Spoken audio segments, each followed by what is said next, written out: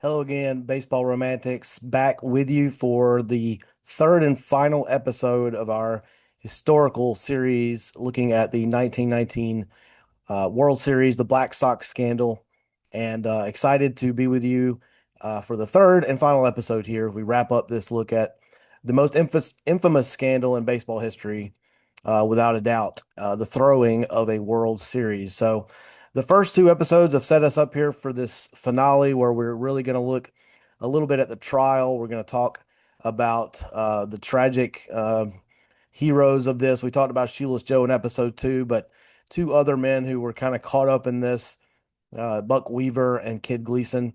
We're going to discuss them as well. We're going to talk about the punishment. Did it fit the crime? Was it too harsh? Was it too severe? And then we will kind of wrap it up with just an overall look at how this affected baseball, how it has affected baseball moving forward. And, was it a moment where baseball was saved by what Commissioner Landis did, or was it too harsh of a punishment for these eight men? So we will discuss all that here in this final episode.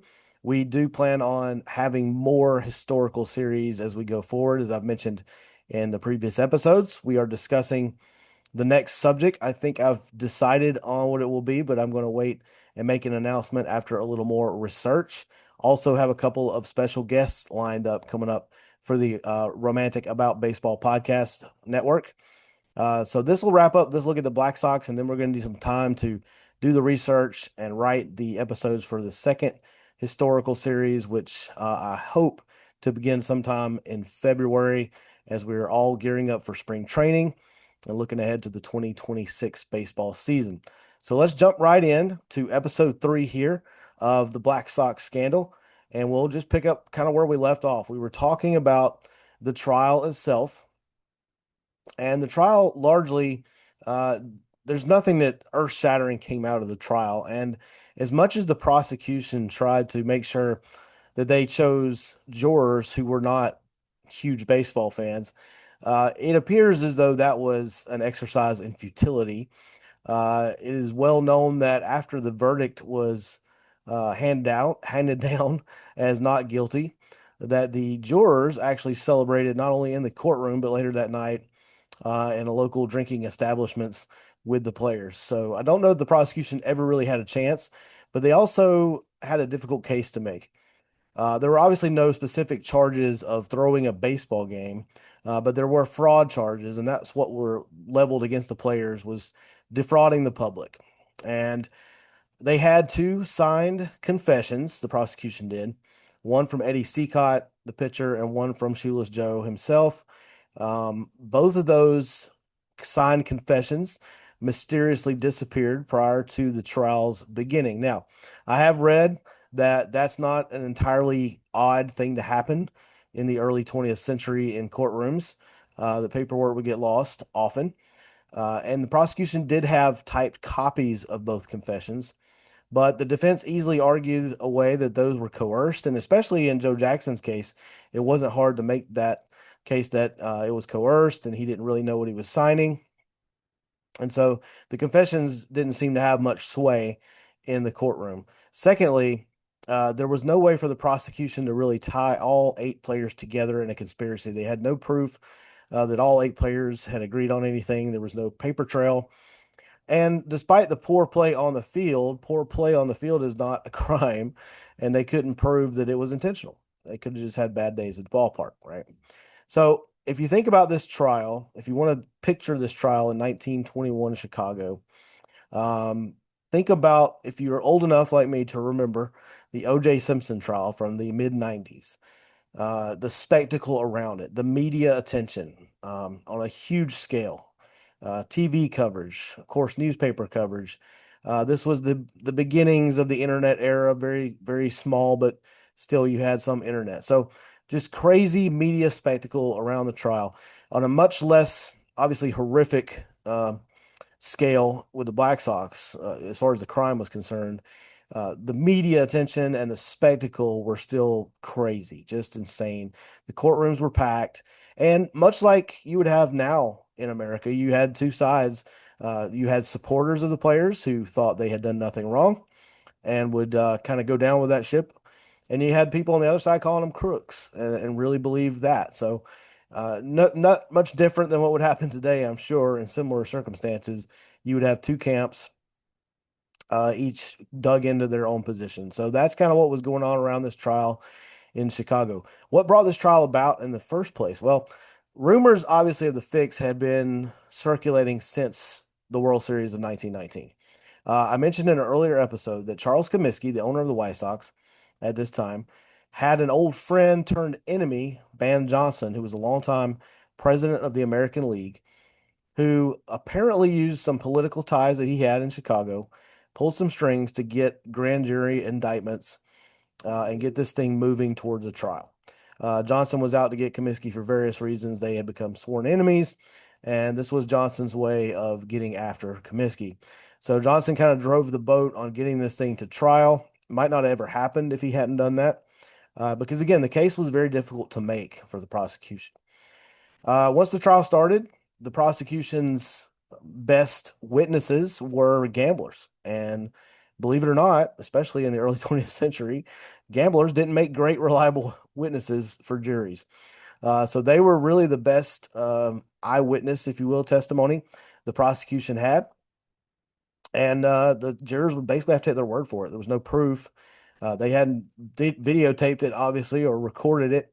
So they had to take their word for it. And gamblers just aren't the most reliable when it comes to eyewitness testimony. So it seemed inevitable that the players were going to be acquitted. And that's exactly what happened. As the trial moved on, the defense put on a good defense as far as, again, could not tie these eight players together to any specific conspiracy. There was no proof of anything, and the poor play on the field could just be poor play on the field. In the meantime, owner Charles Comiskey was hopeful that once this trial was over and they were acquitted, all these players would be able to go back to the ball field and he would have his super team back to make another run at the pennant and another World Series. The players as well thought this. If they got acquitted, they expected to go back to playing baseball immediately and put all of this behind them. So the trial ended. The verdict was handed down not guilty. All eight players found not guilty. And again, the players celebrated that night, thinking they were going to be back in the game. And again, reports are they celebrated with the jurors, some of the jurors.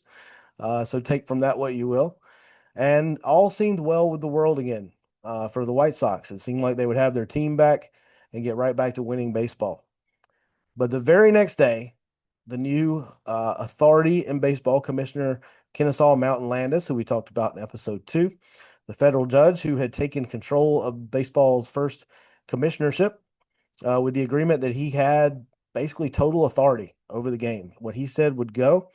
And Landis came out the very next day after the acquittal and basically shot down any chance or any hope that the players had of returning to the game immediately, at least. So Kennesaw Mountain Landis' famous quote the next day was that regardless of the verdict of juries, no player that throws a ball game, no player that sits in conference with gamblers, and no player that fails to promptly report such acts will ever play professional baseball again. So basically, if you were tied to gambling in any fashion, he doesn't care what the courtroom says. He is banning you from baseball for life. So regardless of the verdict of juries, he didn't care. And I would imagine he made up his mind well before the verdict came out that he was going to go this direction. So he made it clear, look, baseball is going to police itself. We're going to take care of our thing here. The game's integrity comes before individual justice. Basically what he was saying, right? So we're going to police ourselves and the game is bigger than any individual. And so he handed out these lifetime bans. Immediately, Buck Weaver particularly appealed this and, of course, defended himself by saying he never took money and he played as hard as he could in the World Series. I think it's pretty obvious from the stats that Buck Weaver and Shoeless Joe probably played as well as they could. I mean, it's been well established that the defense even used it during the trial that Shoeless Joe hit 375, had the most hits of any player in the series with 12, hit the only home run of the series, and made no errors. Really hard to find fault with a guy that supposedly was supposed to be trying to throw a game in the World Series. So Weaver did go ahead and apply immediately for reinstatement, and he would do that throughout the rest of his life and would always be turned down. And apparently, it really crushed Buck. And just a note on Buck, I've said we were going to talk about Buck, and we will. He is a side casualty of this. His silence was his mistake, putting his teammates ahead of the good of the game, which you can understand. When you're on a team, you don't want to be the snitch, right? You don't want to be the guy that brings the team down. But baseball's bigger than that. It has to be if it's going to survive. And so Buck's mistake was staying silent.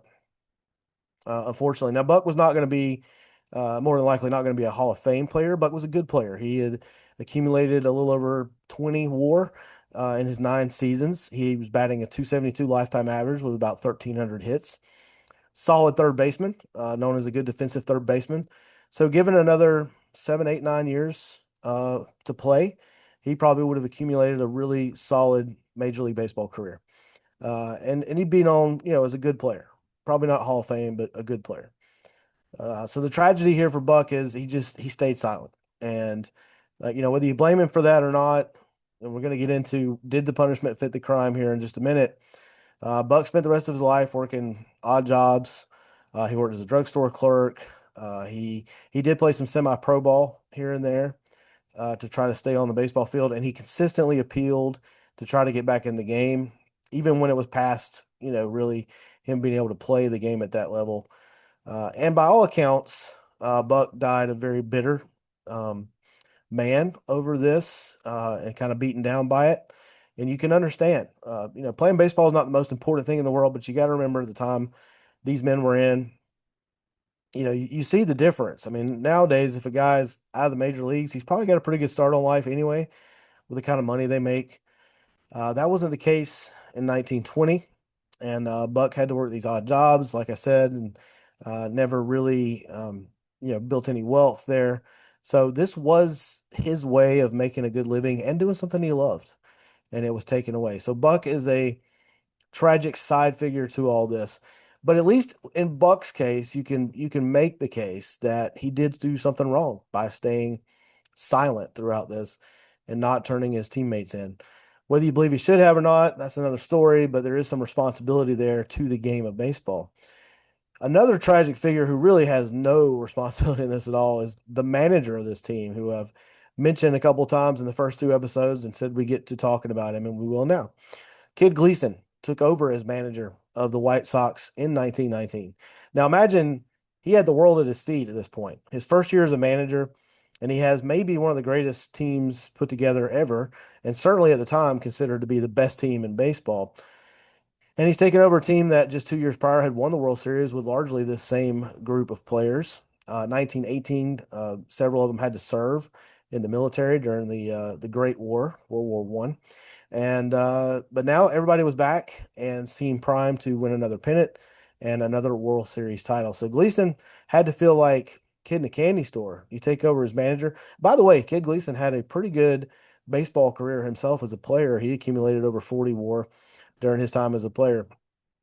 But this was his first managerial position, and he took over that year, and he expected to win. And by all accounts, Gleason was a very straight shooter. He believed in integrity. He believed in the fabric of the game and playing hard and doing things the right way. And so nobody was more crushed and probably felt more betrayed than Kid Gleason once all this came out. And by all accounts, Gleason supported Landis's decision, supported the punishment of these players in the most severe sense, even though it was costing him his best shot at winning as a manager. And the White Sox would not recover from this during his time. And in fact, in many ways, the White Sox did not recover from this for a very long time. Gleason would go on to manage the White Sox a few more years, never coming anywhere close to another World Series. And he died, I think, in his mid 60s. He didn't, he was really broken by this. I wouldn't say this is what killed him, but it certainly probably didn't help. Um, just feeling betrayed by men who were supposed to be playing hard for him. And even during the series, as he watched this unfold, and he noted that some of these errors were were strange for his team and uncharacteristic, and some of the pitches that were left over the plate. It was just he thought they were just having off days. And really, in the middle of the series, when the players who were in on the fix decided to play a little bit because they were mad at the gamblers, I think Gleason felt somewhat vindicated for a while because all of a sudden they were playing up to their capabilities. But that didn't last, of course. And he just had to be crushed after this, just absolutely crushed.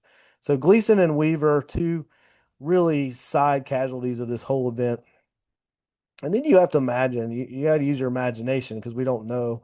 I'm sure we could probably find some people that have stories from their grandfathers or great grandfathers, but the fans of the White Sox in Chicago, they had this team that was amazing to watch and they were so proud of.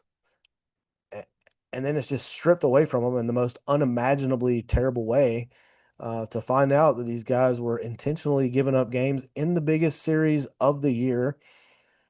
And then as a White Sox fan, you don't get to see your team win a World Series again until 2005. That's a long time. That's a very long time. And baseball is full of curses, right? This one would be the curse of the Black Sox. You had the curse of the Bambino with the Red Sox, curse of the Billy Goat with the Cubs. All these curses. And this one, seems pretty real because from 1920 to 2005 is a very long time. And actually 1917 to 2005, between winning the World Series for the White Sox. So this affected a lot of people.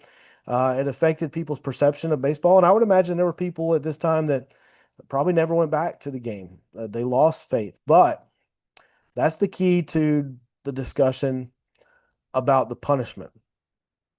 Was Landis's punishment too severe, or did it fit the crime, or was it just necessary? So let's talk about it. Was it too severe? I think if you look at this through the lens of having to save the integrity of the game, then the severity matching the crime doesn't matter. What Landis knew and what he had to do was protect the integrity of baseball. Baseball was still relatively young at this point. I mean, in an organized fashion, in a truly organized fashion, had only been around less than 20 years. Now, the game itself in different forms and different leagues have been around really since the 1870s, but the American and National League had only agreed in 1903 to play the World Series every year. And in fact, missed one of those years because of conflict. The National League didn't want to play the American League. The National League team in 1904, the Giants, did not want to play those upstarts from the American League. So the World Series was still very young. Baseball was still in its infancy, as far as gaining traction with American fans. And this would have been a severe blow, um, because, again, we go to sporting events to see competition, true competition, right? We go to baseball games, football, hockey, basketball to see two teams, hopefully on even playing fields, compete, and the best team wins. That's what we're looking for. We're not professional wrestling fans where you go in knowing that the outcome is already set and you accept that. You accept that as entertainment. But that's not what we want from our professional sports. We want true competition, let the best man win. And that's why we get very up in arms when any kind of cheating is involved, whether it's steroid use by the Russian bloc in the Olympics or steroid use by baseball players. It matters. It matters to people because they want to see the true outcome if everything is even and level. Now, look, baseball players over the years have found many different ways of cheating during the game. But this was different. This was cheating the game. This was cheating people out of seeing a true competitive game by intentionally losing. I mean, it's really probably the worst possible thing you can do in a competitive event is lose on purpose. People want to see the competition. I think about another sport that was super popular in the early part of the 20th century and well into the 20th century for most of it, that did not um, govern itself with such severity as what Landis did for baseball, and that's boxing. Boxing was huge. I don't know if people younger than me, and certainly I know people a little older than me remember that boxing used to be maybe the second biggest behind baseball back in the early part of the century, in the mid-century.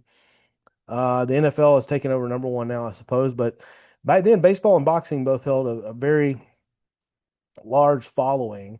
Um, and boxing, as most people know, suffered from a bit of gambling issues, a bit of uh, people involved in deciding things about the sport that shouldn't have been involved in that. And it took over, and people lost confidence in what they were watching as far as the outcome, and money got in the way, and it's if you know boxing today, there are some hardcore boxing fans that still love it and they'll watch it, and that's great. But boxing is nowhere near what it was during its heyday, and a lot of that is due to people losing confidence in what they were watching. What is it real, or was it predetermined? Well, baseball could have gone that same route in 1920, and so what Landis did was remove all doubt. I'm, here's the deal: if you were in a room where this is being discussed, you don't have to take any money. You don't have to agree to anything. If you're in that room and you don't tell someone, you're out. And it does seem harsh. But at that moment, given the environment and the atmosphere around baseball, at least in my personal opinion, Landis did what was absolutely necessary to save the game of baseball. And we can debate that, and surely a lot of people probably think it was too severe, and I can understand that side of the argument. This was these men's livelihoods, especially in the case of the characters we've talked about. They really loved the game, and maybe there could have been a separate punishment for Weaver and for Shoeless Joe, and the other six get the lifetime ban. But if you do that, every game that Shoeless Joe plays in after that, every game that Buck Weaver plays in after that, there's going to be, regardless, there's going to be a contingent of fans and reporters, I'm sure, sports reporters, who have that little tinge of doubt in the back of their mind, just that little voice back there saying, "What if?" They did it once, or maybe they didn't, but what if? And I think Landis knew he had to remove that. So, as tragic as the stories are for those two individuals, particularly, they are not bigger than the game. And Mountain Landis, Kennesaw Mountain Landis, knew that, and that's really, I think, where the punishment does fit the crime in this case. He had to save baseball, and that's what he did. Other argument that can be made here, if you're on the punishment was too severe side, perhaps, is the players were certainly not treated great at this time, right? They weren't making the kind of money uh, that the players nowadays make, which probably helps, um, disincentivize the gambling thing. Now, we have had a recent couple of incidents in Major League Baseball where two pitchers were have been accused of throwing pitches intentionally poorly for prop bets, not necessarily trying to throw a game, but to make money for someone off a prop bet on if this pitch is going to be a ball or a strike. That's still terrible, and it could probably escalate from that into, well, let me intentionally throw one over the plate and whatever. That's being dealt with now. We'll see how that comes out, and I'm sure it'll be a topic on a future REB podcast. But at this moment in time, players were not treated like they are now. They were not being paid money commensurate with what the owners were making. And so there is that argument that these players were just trying to take what was rightfully theirs. But again, that doesn't really excuse illegal activity or immoral behavior, and the players knew that. They knew going in that that's probably how they tried to justify it to themselves and maybe to each other to a certain extent, but they knew that that's not a great argument. But you do want to put that out there because it is true. They had no union, they had no real power. We talked about the reserve clause in previous episodes. They were kind of owned by the owners. They couldn't be free agents in most cases, so it certainly wasn't ideal conditions for the players at the time, but it still doesn't give them an excuse to throw a World Series, to line some gamblers' pockets as well as their own. Um, so overall, to kind of put this in and wrap it in a bow as far as the punishment's concerned, I believe Landis did what he had to do because you don't want to leave that doubt. You don't want to leave that. You also want to set a precedent here because if this hadn't ended gambling, and it may not have, there are stories later on um, of some incidents that are questionable, but you've got to send a message that this is zero tolerance because You don't want this to pop up again and again and again. You got to kill it. And I would say for most of the 20th century after this, there were not super large doubts about the outcomes of games being legitimate. Um, have been other scandals in baseball, certainly the Pete Rose gambling scandal, but that wasn't really a scandal about intentionally throwing games that we know of. We know Pete bet on his own team, but we believe he only bet them to win. But still, it's not that baseball has been spotless after this. But for the most part, when we sit down to watch a ball game, we don't question the integrity of it. I know a lot of people. It's funny because I know a lot of people buy into the NFL games are fixed conspiracy, and you have to have a lot of people this day and age with all the media attention and the internet, everything we have now.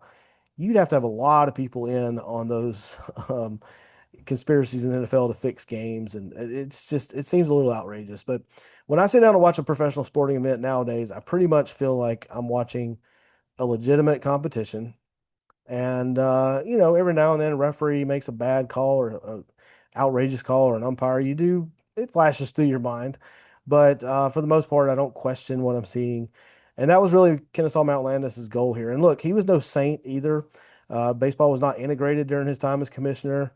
There are various reports of him, having racist tendencies, which unfortunately a lot of people did back then.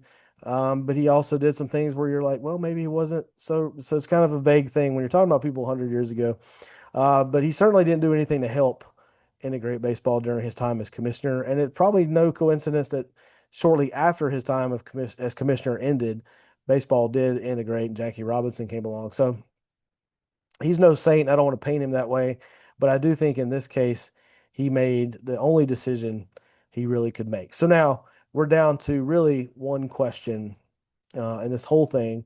And it's interesting because had something not happened earlier this year, this would be a little bit of a different discussion. But now the discussion is since Rob Manfred lifted the lifetime ban, basically saying that it doesn't apply after someone passes away, Shoeless Joe will be eligible to be inducted into the Hall of Fame. He's off the ban list. He will come up on as well as Pete Rose, on a committee in late 2027. And somebody can double check me on this. I should have done it before the show, but I believe it's a 16-man committee, and he's going to have to get a certain number of votes, maybe 12 out of 16, to get in. And of course, it's going to be a posthumous honor. It's not going to be something that Joe is going to be around for. But it does feel like the sentiment out there is that Joe should be in the Hall of Fame. We did a completely unscientific, unofficial poll on our page recently, and it seemed like the overwhelming majority of people were saying they should put Joe in the Hall of Fame, Shoeless Joe. So we will see in late 2027. My personal opinion is that yes, Joe should be in the Hall of Fame. We'll save the Pete Rose discussion for another series. We could probably do a whole series on Pete Rose. But for this discussion, I do think Shoeless Joe belongs in the Hall of Fame. And it would be, there would be a lot of emotion around that, I think, especially for people that have watched the Field of Dreams movie and you kind of think about Joe walking back into the corn or back out of the cornfield and finally getting the recognition that perhaps he deserved for his play on the field. And by all accounts, he was also he was a good guy who, um, was a little naive and him and Buck both, they could have spoken up. There's no question about it. They could have spoken up, maybe saved their careers, but then they would have been kind of ostracized by players. Had they gone on and played after snitching, would they have been welcomed as teammates? That's debatable too. It's kind of a no-win situation that they were both put in by other guys who decided to try to do something to line their own pockets, and unfortunately cost themselves and their teammates the chance to play the game they love for the rest of their lives. So I hope that you guys have enjoyed this look at the Black Sox scandal. I hope if you didn't know much about it, that you learned a lot and found this interesting, just coming from a regular fan's perspective. And then if you did know a lot about the story, which I'm sure many of you did, hopefully you learned something new or you just enjoyed this walk down memory lane of baseball history and took something out of it as well. So this episode I am dropping on New Year's Eve. And that'll wrap up our look at the Chicago White Sox of 1919, the Black Sox scandal. As I mentioned earlier, we're looking ahead to our next historical series, which again, I'm hoping to get out to you guys starting in February. I believe I've picked the subject, but I'm going to save that announcement for another week or so. And I want to make sure I get all my research in order and a special guest, perhaps, to help with that subject as well. I also encourage you to keep up with the REB podcast. We're going to go into preseason mode here pretty soon in January with some look ahead at the 2026 season. We're going to look at different teams, divisions, kind of give previews, talk about where these teams are headed, talk about where baseball's headed. We all know there's a dark cloud on the horizon with labor strife ahead of us. And then we have our Braves for you Atlanta baseball fans, Braves fans. The 9521 podcast will return with myself and my new co-host, Michael Simpson. We will be doing a Braves preview in mid-January as our premiere episode with Mike along with me. And so be on the lookout for that. We got a lot going on. Just stay on the page, stay in the feed on Spotify, Apple Podcasts, now on iHeartRadio and YouTube, of course. Keep up. Make sure you subscribe and follow us on all those platforms. Help us out. And if you have any suggestions for a future topic, we're always open to that. And if you have any desire to help with a certain team on a specific team-specific podcast, so if you're a big Kansas City Royals fan, and you want to help us start a Royals podcast, then let us know. Get in touch with us. We would like to eventually have a podcast for every single major league team, but that's a long way. We need your help to do that.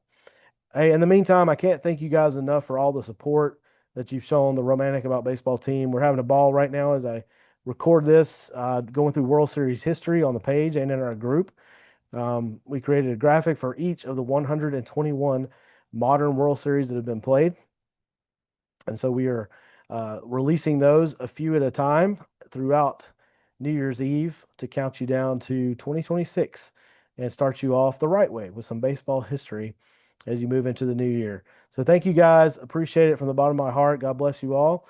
And we will see you soon at the ballpark.